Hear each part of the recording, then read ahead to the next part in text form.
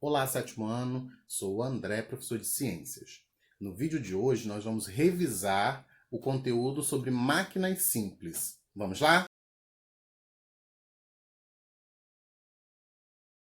Na antiguidade, os seres humanos dependiam exclusivamente da sua força física para realizarem atividades cotidianas, como se deslocar por diferentes territórios em busca de alimento e sobreviver em ambientes hostis com presença de predadores.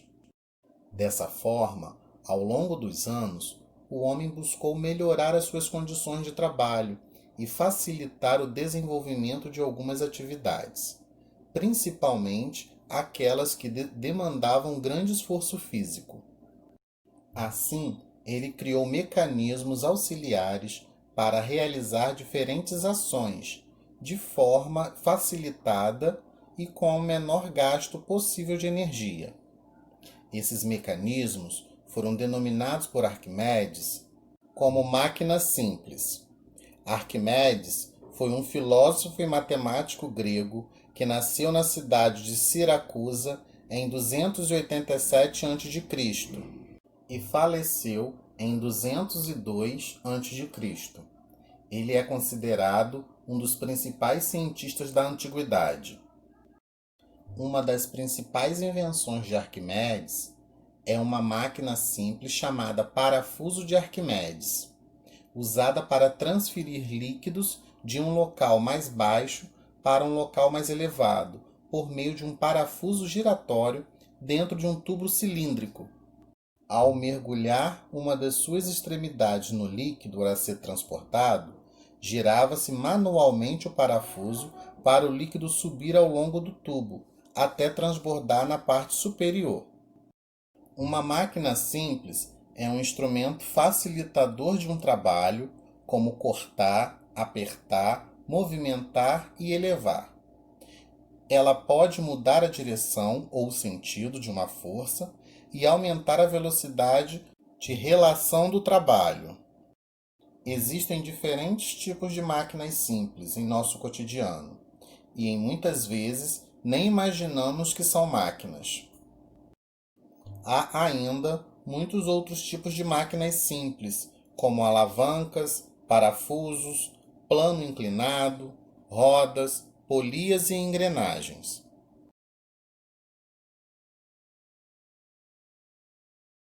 A alavanca é um exemplo de máquina simples. Ela consiste em uma barra rígida feita de metal, madeira, plástico ou qualquer outro material rígido que pode girar em torno de um ponto fixo, também chamado de ponto de apoio. As principais funções das alavancas são elevar corpos e objetos pesados, movimentar e recortar.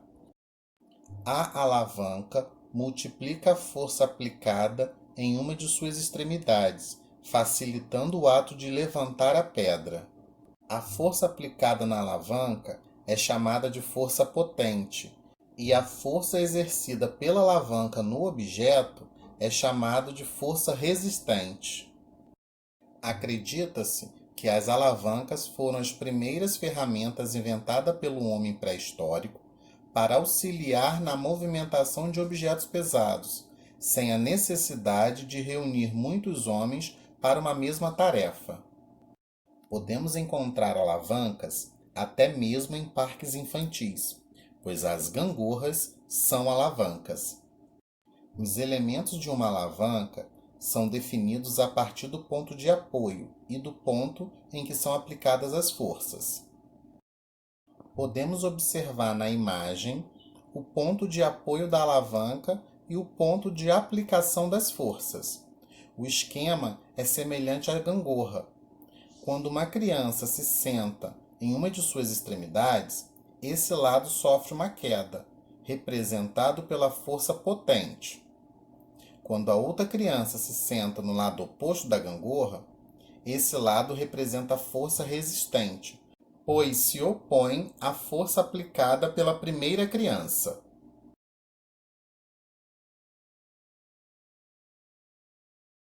Dê-me um ponto de apoio e uma alavanca e moverei a terra.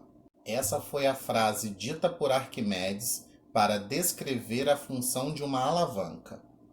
O homem primitivo descobriu que quanto mais longa a alavanca, mais peso ele podia erguer com menos esforço.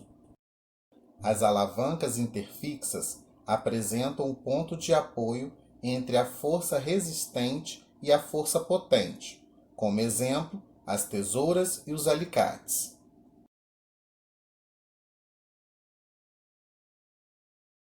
Nas alavancas interresistentes, a força resistente está entre o ponto de apoio e a força potente.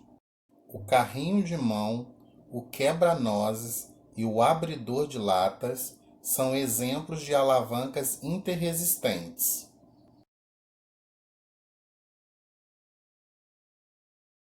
Nas alavancas interpotentes, a força potente está entre o ponto de apoio e a força resistente. São exemplos de alavancas interpotentes a pinça e os pegadores de alimentos.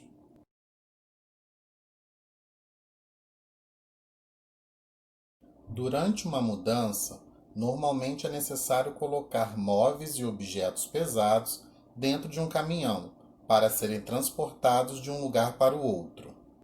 De que forma você poderia facilitar a subida de um móvel ou um objeto muito pesado verticalmente em uma altura ideal para entrar no caminhão de mudanças?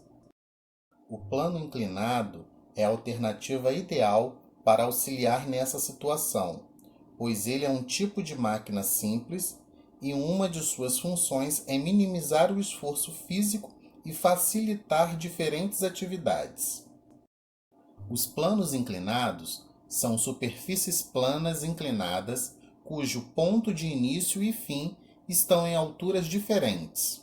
Imagine que você está na biblioteca de sua escola, localizada no piso térreo, e precisa carregar uma caixa de livros muito pesada para sua sala de aula, que fica no primeiro andar. O que seria mais fácil, carregar a caixa subindo os degraus da escada até chegar à sala ou empurrar a caixa de livros sobre uma rampa?